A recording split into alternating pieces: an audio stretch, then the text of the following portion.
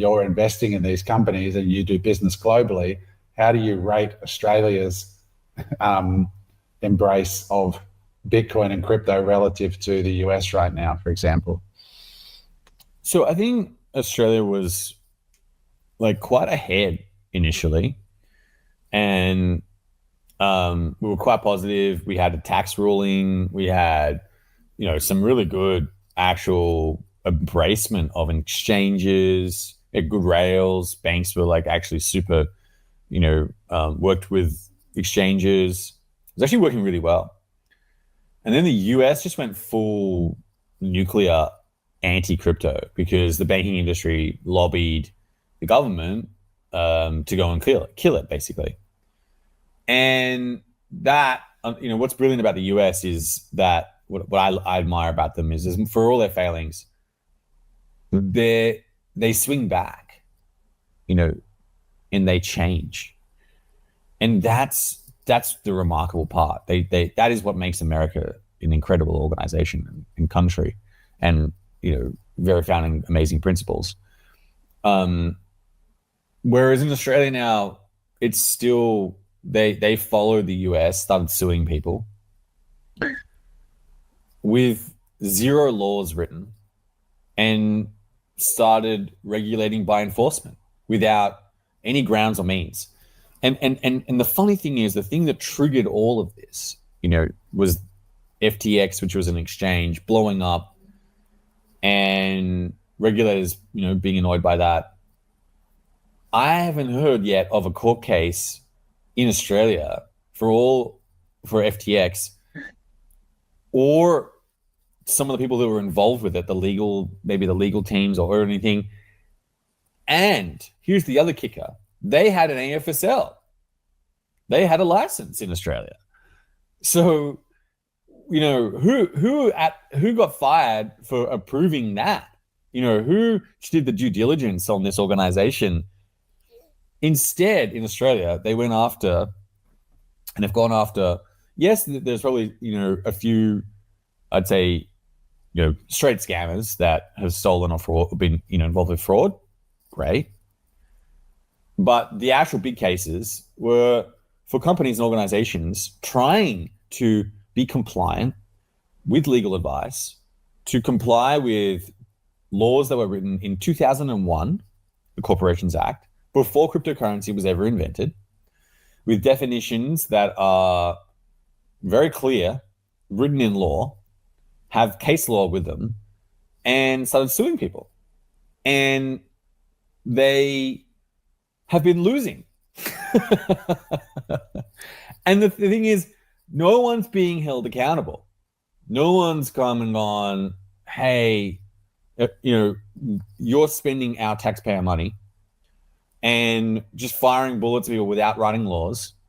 You're basically shooting the Wright brothers before they had a pilot's license and going, you can't fly a plane. Or, Burke and Wills, Burke and Wills crossing over the Blue Mountains, and they're saying, oh, you're in real estate and you need to get a license to go and create new land. It's like, or the horse industry, the car, Henry Ford rolls out the Ford Motor Company, and people start driving cars, and they go around suing people for driving this new thing.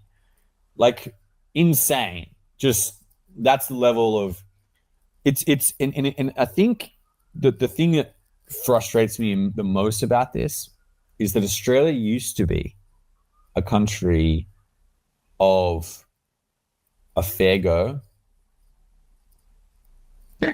of progression and possibility. And now, as a country, you've got, and this is the puzzling part to me right now, is even more puzzling, is that you've got one party controlling Australia. They have all the control. No one can do anything. And they have no vision, no goals, and instead just letting it ride, letting it get more and more bureaucracy, more constriction, continuously writing laws, and stopping Australians from progressing. This country needs a reset.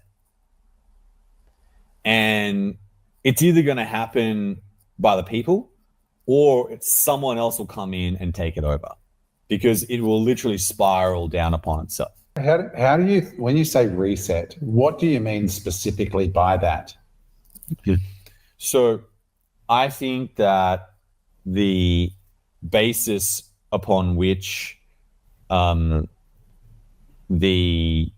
value is of way value is created in this country and stored and operated and regulated will be upended, and it will be done by the people or by force. In other words, someone else, some other country will just see this country at its knees because it's failed to innovate, failed to go and progressively move forward and compete on a global scale, and whittled away to insignificance. And the way it'll do that is it'll strangle itself. People don't, people say this, most companies, they don't fail. They actually die from suicide. People just, the founders leave. That's what happens eventually. Companies should never stop working. If the founders don't leave, then eventually they'll get up. And that's what's happening in Australia. There will be a reset of the way in which, one, and I say about regulation, talking about like you've got the king ruling the country, like that's puzzling to me. We're doing 1700s ideologies. We move past that. I think you've got a country where you are mining stuff out and you are not building this sovereign wealth of Australians. We are like handing over all these profits to these companies, and the sovereign, like you look at Norway, look at the Qatar, the sovereign wealth of Australia should be probably one of the top 10 richest nations of per capita in the world for the amount of stuff that gets dug out of the ground and sent overseas. It should just be royalties galore. And there's plenty of fat in it. And the last thing I'll say is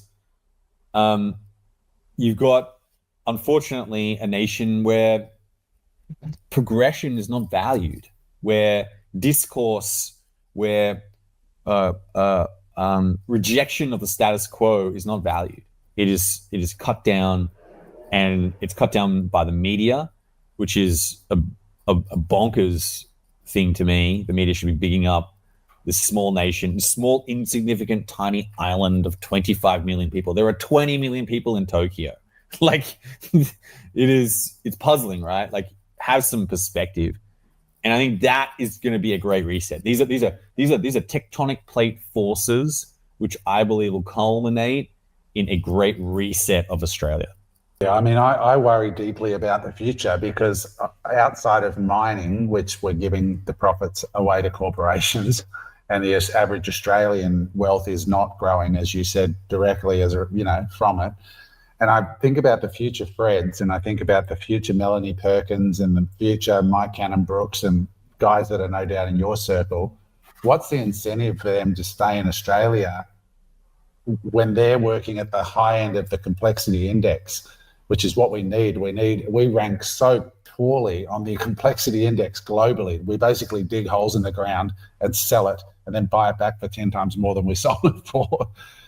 But we need, in a small country like what we have, the future versions of you that create value and jobs and taxes to stay in Australia. Do you think they're going to leave if they're not incentivized, or where do you see it? Because the tech is just making the world a much smaller place, and people can be anywhere. Or do you think they'll just stay out of loyalty? What are you seeing and hearing? I've seen over the last 5 years a great exodus of Australian entrepreneurs out of this country. Most people leave or have left, and they all build their business in other countries that are more favorable: Dubai, Singapore,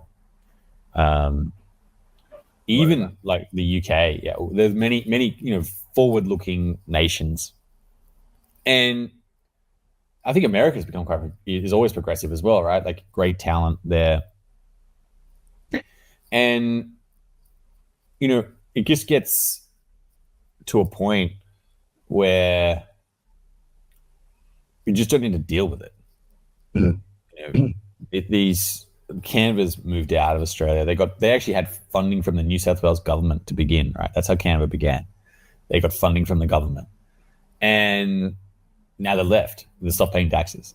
Sure, they'll pay payroll tax and things like that, but and I get it, just to a large degree, but why couldn't we keep that company?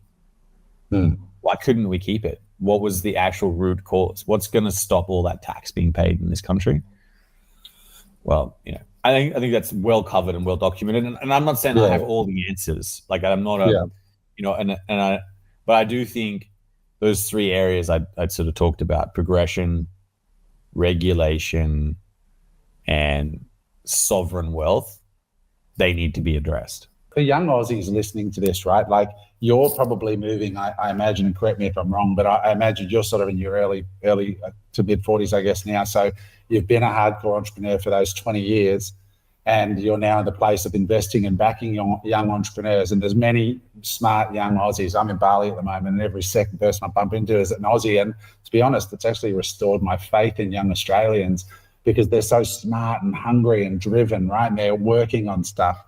What do you say to a young Fred who, what if they knock on your door at the crypto castle? What would get your attention?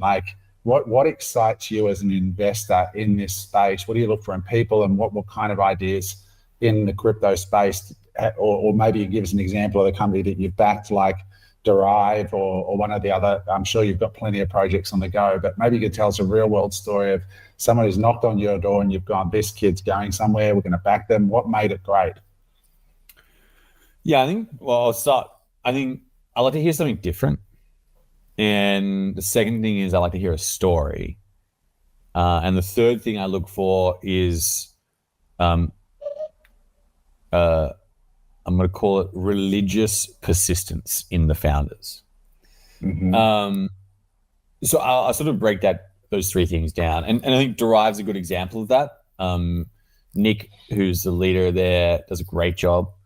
And, they haven't had it easy.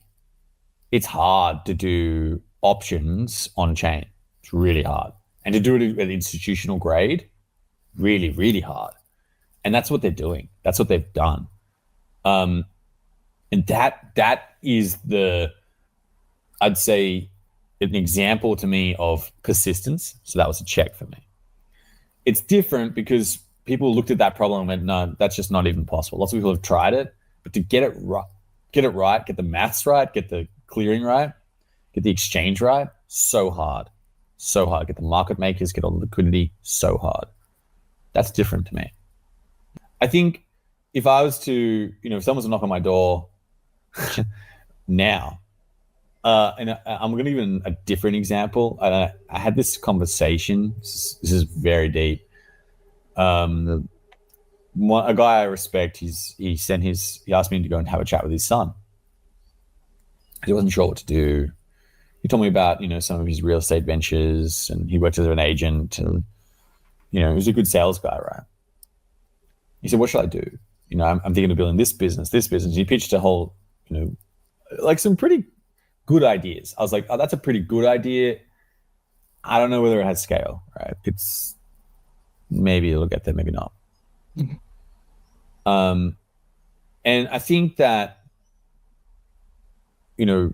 what I said to him, this is absolutely brutal, but I just said, and what I would do if I was you, he's just like, what would you do? I said, I'd get on a plane right now and fly either to New York City or San Francisco, call up 50 founders and say, I'll work for free for you, and get in on the ground floor and build your way up to the front line of American innovation growth, and you will be of service to them. You will do whatever is required, and you will learn, several lifetimes of knowledge in the span of 18 months. And that is what I would do. And whatever's required to go and do that. Scratch, fight, do whatever you need to do. Do you want to talk, I know we're going to be out of time in just a second, just to close it off, about your win with ASIC and what lessons you got from that? Because it was a big thing, I think, to, go to the market, basically offer a product, which was people put money with Finder into the Finder wallet. You offered a return. And then ASIC stepped in and basically tried to cripple the innovation. And most times that would have worked. I would imagine that most companies would just capitulate, pay their fine, and move on. But you pushed back and said, hang on a second, let's fight about this in court. And then you won. Maybe you could break down, just in simple terms, what happened and why you actually went to the time and risk and expense. And it would have been significant, I'm betting, to go through that process. Why did you do it, and how important was that? We were working on a product that I felt could really help Australians because there was no yield around. And what you would do is you would take fiat currency, Australian dollars, transfer it into a stable coin, and then you would lend that to us, and we would give you back a return. And that is actually most akin to securities lending. So this is probably a very deep niche, but a domain. If you have stocks and you have them with an investment bank, they will go and lend those stocks out and give you a small return.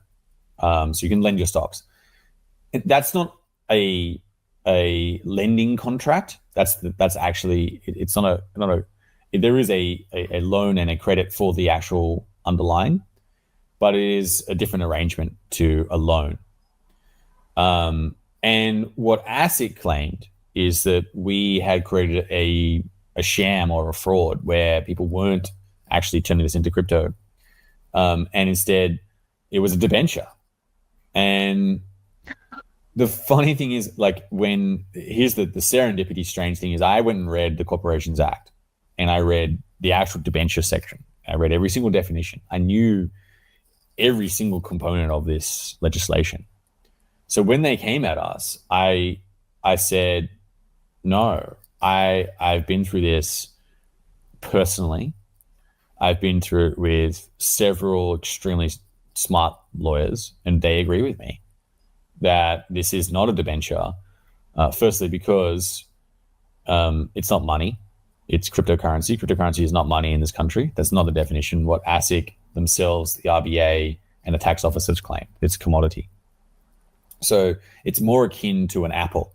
And if I went to you and said, hey, Adam, here, you want to come and buy some apples for me? And you're like, sure.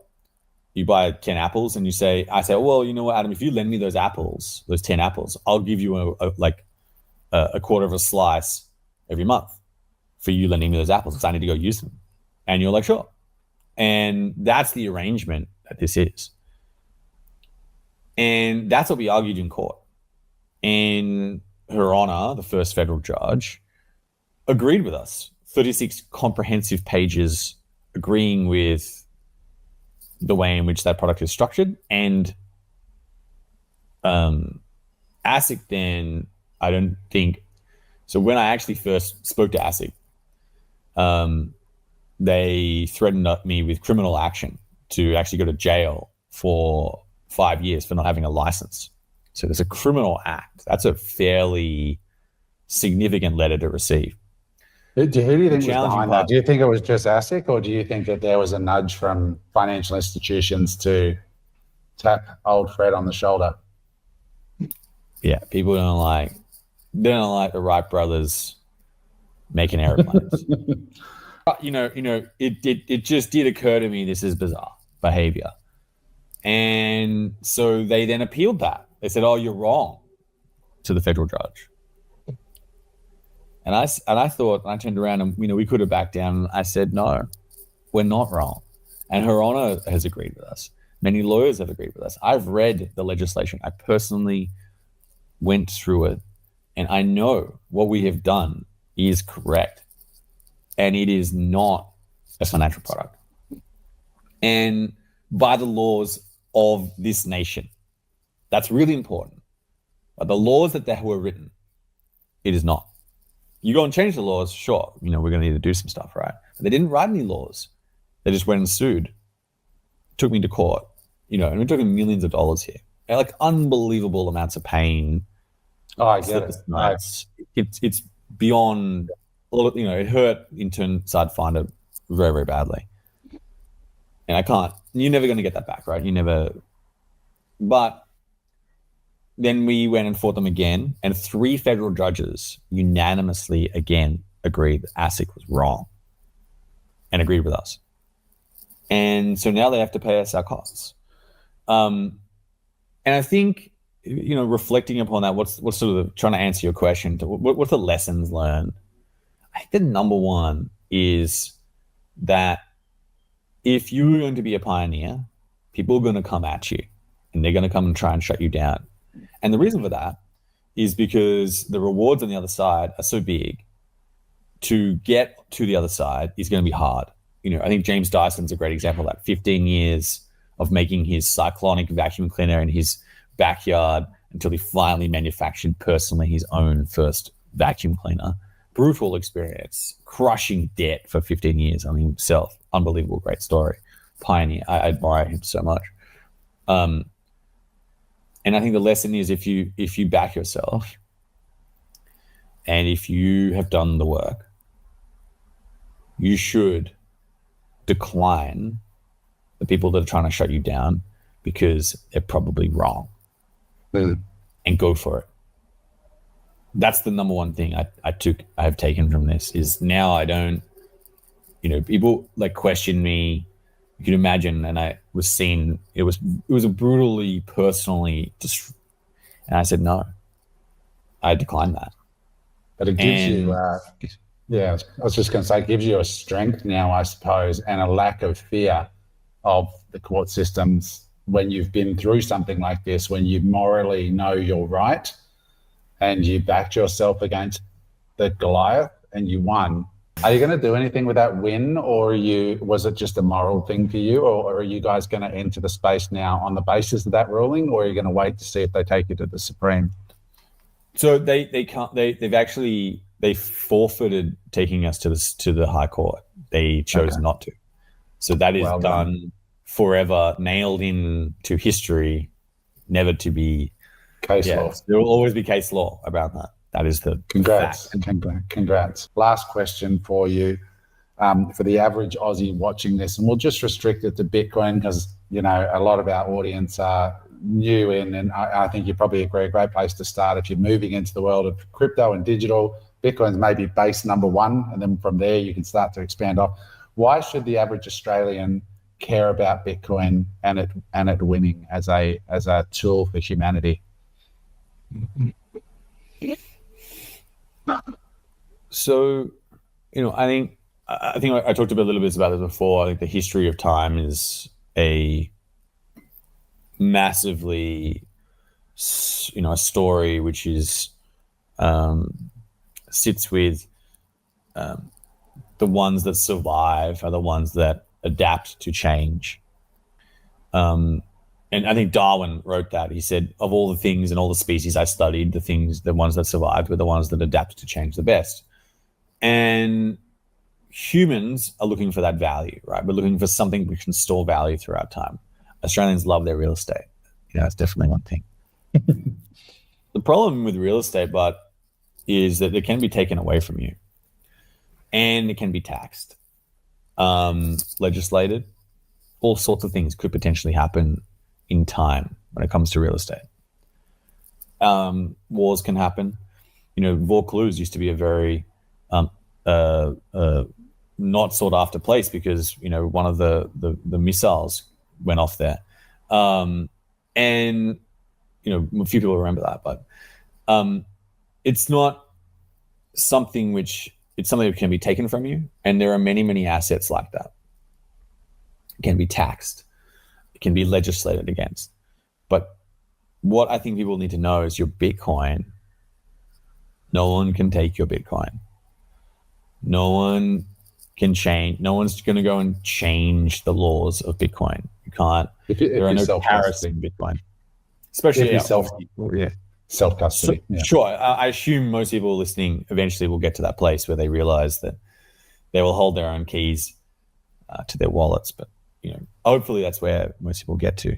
And you say that as somebody who's got obviously some real estate and that rock star plan. The first time I saw that, I was like, oh my God, look at this place. I love brutalist architecture. Your pad's sick.